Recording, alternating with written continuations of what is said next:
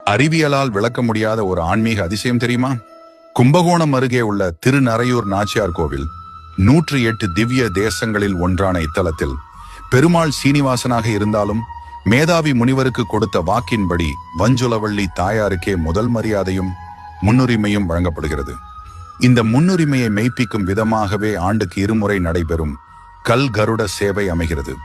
இந்த வைபவத்தின் போது கருவறையிலிருந்து கல் கருடனை வெளியே தூக்கி வரும்போது வெறும் 4 பேர் மட்டுமே சுலபமாக தூக்குவார்கள். ஆனால் தாயாரை முந்தி செல்லக்கூடாது என்ற வைராக்கியத்தில் கருட ஆழ்வார் தன் எடையை தானே அதிகரித்துக் கொள்வதாக ஐதீகம். அவர் ஒவ்வொரு வாசலை கடக்கும் போதும் எடை மடமடவென உயர்ந்து 8, 16, 32 என மாறி இறுதியில் கோவில் வாசலுக்கு வரும்போது 128 பேர் சேர்ந்து தூக்க வேண்டிய அளவுக்கு கனமாகி விடுவார். இவ்வளவு பெரிய பாரத்தை சுமப்பதன் அடையாளமாக கல்லாலான அந்த திருமேனியில் மனிதர்களைப் போலவே வியர்வை துளிகள் அரும்புவதை இன்றும் காணலாம். வீதி உலா முடிந்து மீண்டும் சன்னதிக்குள் நுழையும் போது எடை படிப்படியாக குறைந்து இறுதியில் மீண்டும் 4 பேரே தூக்கும் நிலைக்கு வந்துவிடும்.